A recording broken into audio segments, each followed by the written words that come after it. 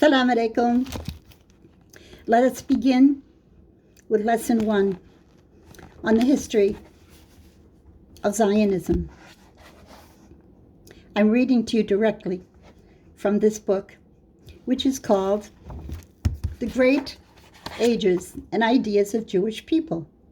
It's a compilation of many scholars of the era of the 20th and 21st century. And today we're beginning with Salo W. Baron. And the chapter is entitled The Emergence of Israel. Pardon me if I don't look up, as I have to read. And, my technical ability, you all know. Okay. Political drives. Centuries-old religious, philanthropic, and cultural impulses were brought into focus by the rise of political Zionism.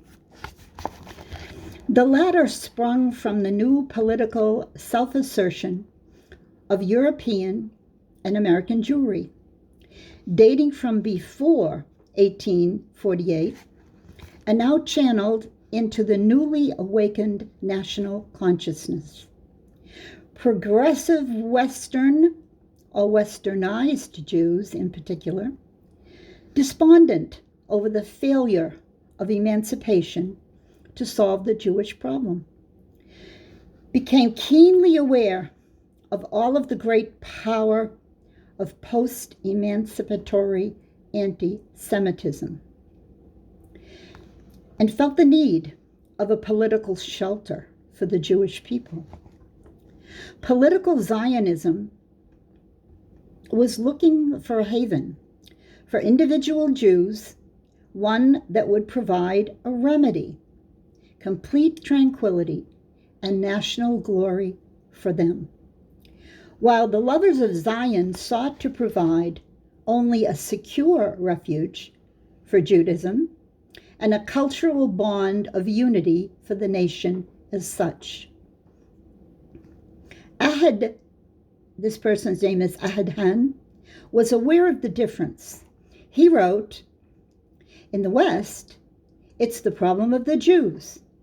In the East, it's the problem of Judaism. The one weighs on the individual, the other on the nation. The one is felt by the Jews, who have had a European education. The other by Jews whose education has been Jewish. The one is a product of anti-Semitism, and it is dependent on anti-Semitism for its existence. The other is a natural product of a real link with a culture of thousands of years.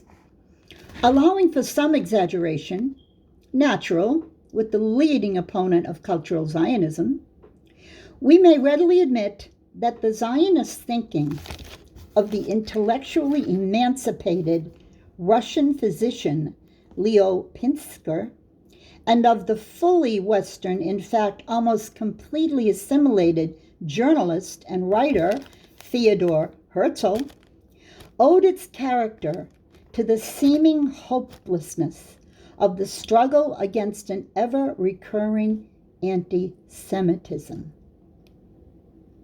Note here the word ever-recurring in my closing statement. In his famous Auto-Emancipation, Pinsker, under the great shock of the Russian pogroms of 1881, argued that anti-Semitism was a permanent psychopathological phenomenon against which the Jews' only recourse was self-emancipation and the creation of an independent state for himself. Herzl's national consciousness was awakened by what he witnessed at the Dreyfus trial. Here, in the very European country which had led the world in the liberation of the Jew, after a century of full-fledged Jewish participation in French culture, The alleged disloyalty of a single Jewish army officer could set ablaze the ancient hatreds. To Herzl, this world-shaking event proved that sooner or later, a powerful anti-Semitic movement was bound to arise in every country, quite independently of what the Jews do or fail to do. A man of great vision, Herzl was also impatient. For him, the slow process of Palestinian colonization by the lovers of Zion, with the assistance of Edmund de Rothschild, appeared intolerable.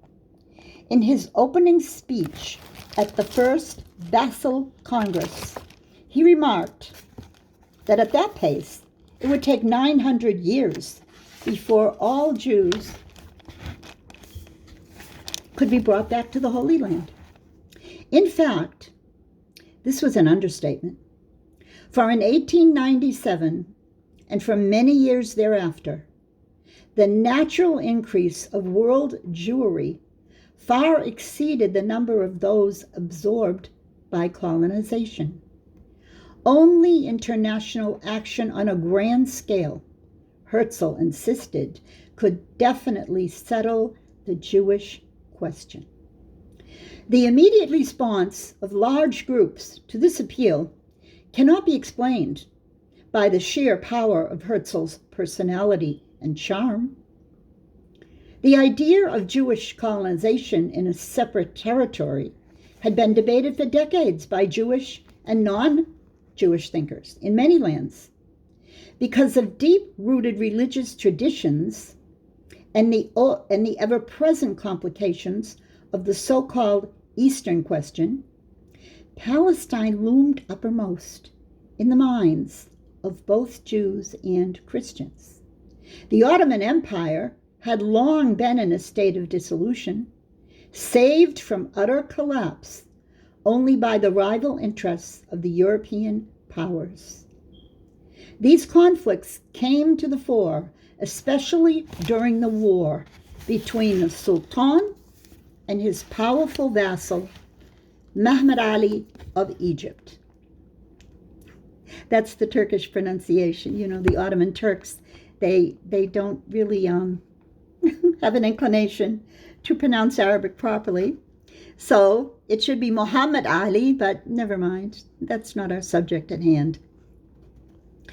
In 1838 till 1840, when Turkish suzerainty over Palestine was reestablished with the aid of the Western powers, many Englishmen realized their country's peculiar weakness in the Near East. For centuries past, France had enjoyed the formal right to intervene in the affairs of the Latin Christians throughout the Ottoman Empire. Austria too claimed that right. Russia, the Ottoman Empire's hereditary enemy, was in an ever more favorable position to protect the port's numerous Greek Orthodox subjects.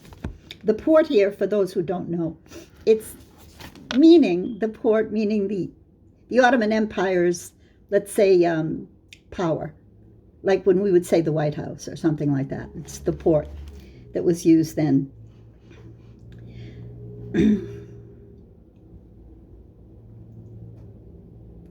I shouldn't have stopped to explain anything, but Russia, the Ottoman Empire's hereditary enemy, was in an ever more favorable position to protect the port's numerous Greek Orthodox subjects. Great Britain and Prussia alone, among the leading powers, had no one to protect because few Protestants lived permanently in the Near East. Many a British diplomat, including Colonel Churchill and the several British consuls in Jerusalem, suggested, therefore, that Britain might take under her wing the populous and influential Jewish communities throughout the Near East, particularly in Palestine. It was this combination of imperial interests and genuine humanitarianism which carried far greater weight in the diplomacy of mid-19th century than it does today, together with the old religious appeal of Jewish restoration to the Holy Land that induced Lord Palmerston in 1840 to make a daring suggestion to the Porte. Thenceforth, he proposed, all Turkish subjects of the Jewish faith who felt wronged by any local administrator or judge should be allowed to appeal directly to the Sultan. Sultan means authority, and that would mean the weak authority at that point in time of the Muslims in the Ottoman Empire.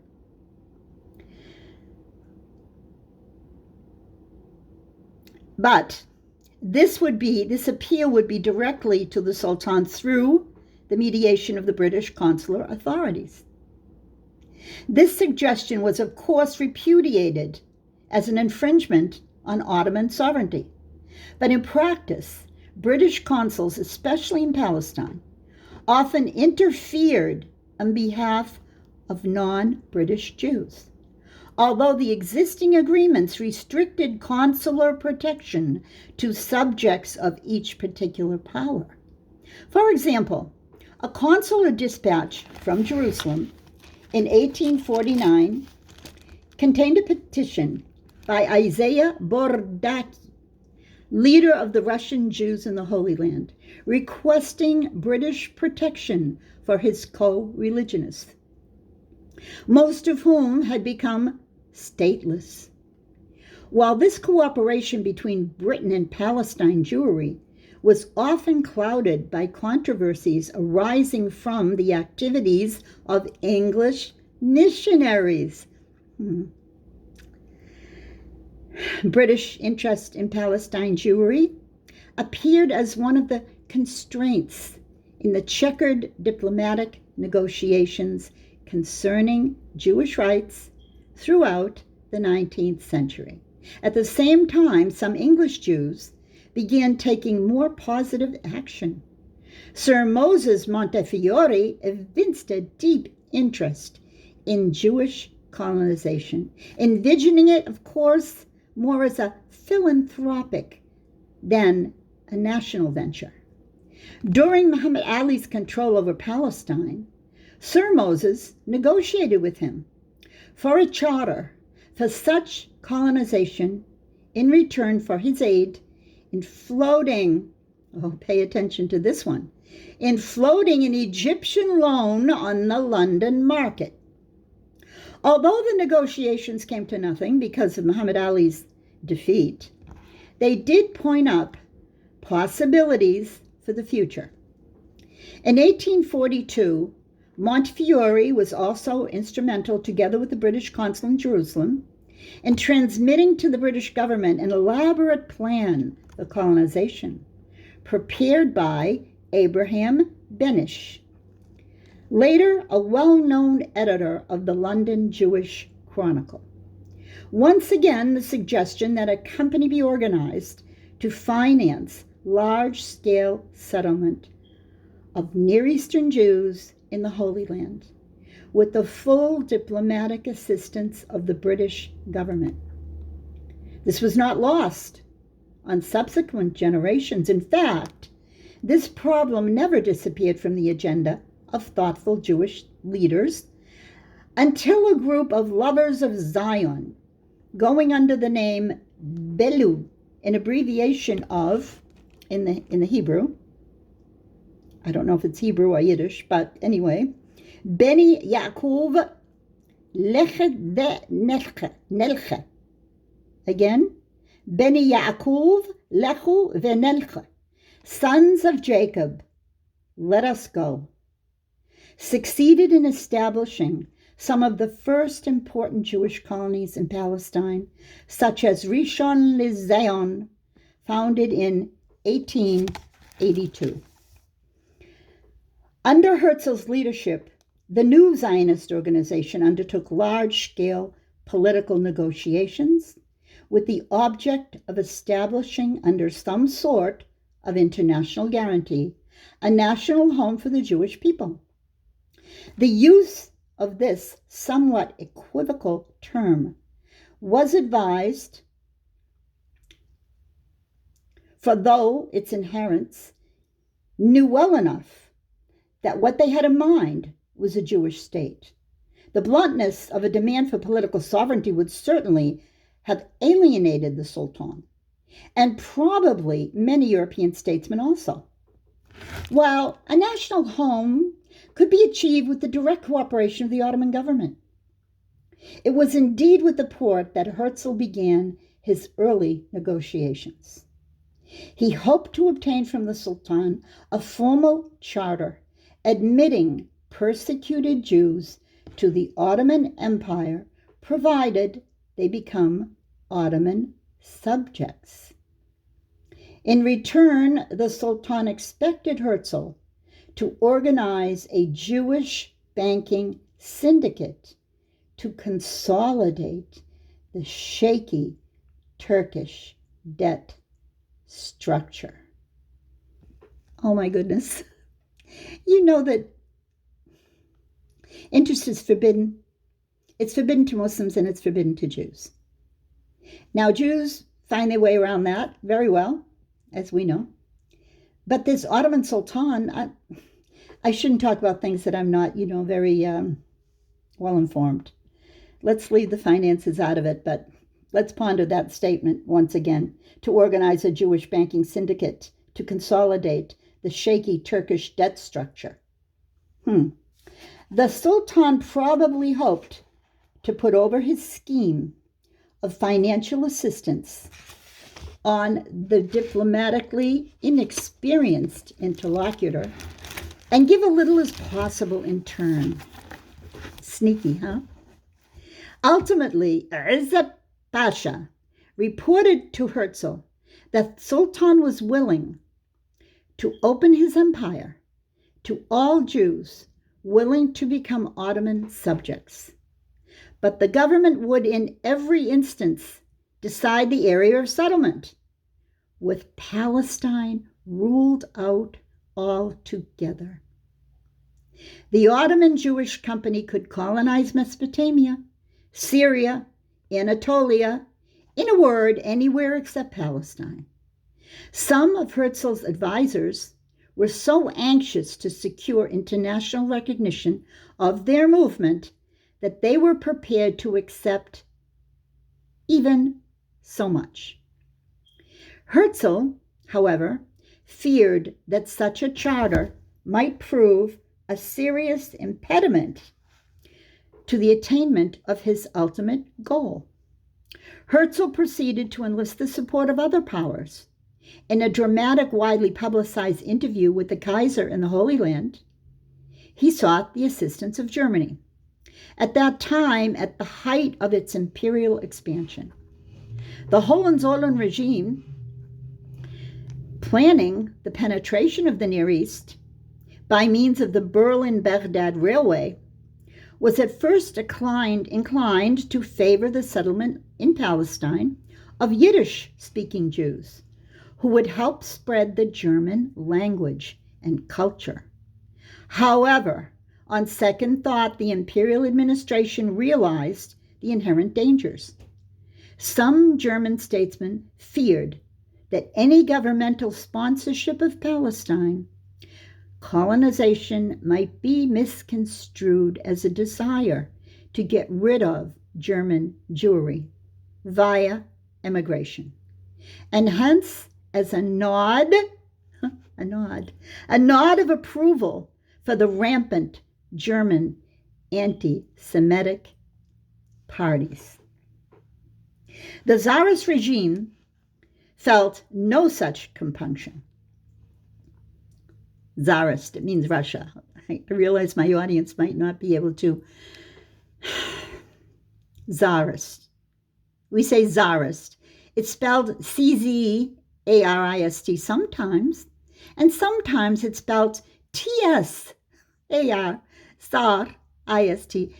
It's It's something that's done, I feel it's done deliberately. Whenever you're not legitimately pronouncing letters, Allah talks about them in the Quran. That will be another time. This is history of Zionism, so you can wait for one of my favorite subjects, words, their meanings, and their proper pronunciation. It's Qatar, not Qatar. Oh, let's get back to business. The Tsarist regime felt no such compunctions. Its Minister of Interior, Bonplev, discussed with Herzl the problem of directing the Russian Jewish immigration to Palestine. But the Tsarist government soon realized that the Russian Zionists, rather than merely concentrating on the task of transplanting Jews to the Holy Land, preached the cultural awakening of the Jewish people and tried to reorganize the Jewish educational system, and even demanded national rights for the Jewish minority. He wrote to Herzl on August 12, 1903, "So long as Zionism consisted of the desire to create an independent state in Palestine and promised to organize the emigration from Russia of a certain number of its Jewish subjects, the Russian government could very well be favorable to it. But from the moment that this principal object of Zionism is abandoned in order to be replaced by a simple propaganda for the national concentration of the Jews in Russia, it is natural that the government cannot, in any case, tolerate this new departure of Zionism." He's talking about a land grab here. You know, it's all the same thing. You want to protect your own turf. It's like a gang war. That's what we're living in right now. Humanity. Similarly, unsuccessful was Herzl's effort to persuade the Vatican to endorse the Zionist idea. Vatican means Pope in Rome. After some preparation through a conceived Jewish intermediary, Herzl had an interview with both Pope Pius X and his famous Secretary of State, Mary del Val.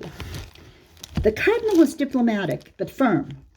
He would go along with the scheme provided that the Jews were first converted to Catholicism. Seriously? Did you say that, Pope? No, you couldn't have said that, because now you're out of the game. Now we have to say that you are completely... I have to be careful. Well, they're mentioning his interview was with both the Pope and his Secretary of State, Mary de Val. And then he says the cardinal was diplomatic but firm. Well, the cardinal is the second highest position after the Pope. So in other words, this is the Pope's mouthpiece. The cardinal is saying, we'll help you, but you have to first convert to Catholicism. Then he added, certainly to me, the Jew who was baptized from conviction is the ideal. In such a Jew who acknowledges the divinity of Christ, I find the physical descendant of Christ's people united with the Spirit. So St. Peter and St. Paul.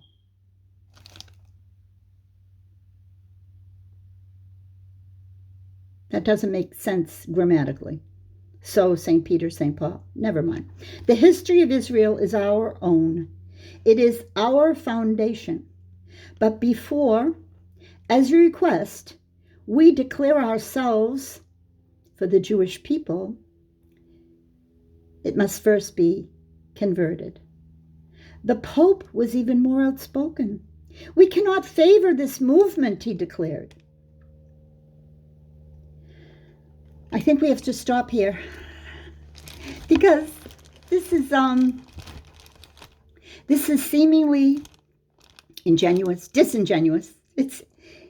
They're playing games with each other. And Allah does not like this. Allah likes clear, straight words. Allah says, Qawlun sadidun. Qawlun means your speech. Sadid means it has to be extremely to the point. Say what you mean what you say. Sadid, to put a barrier, a sad, between any misunderstanding.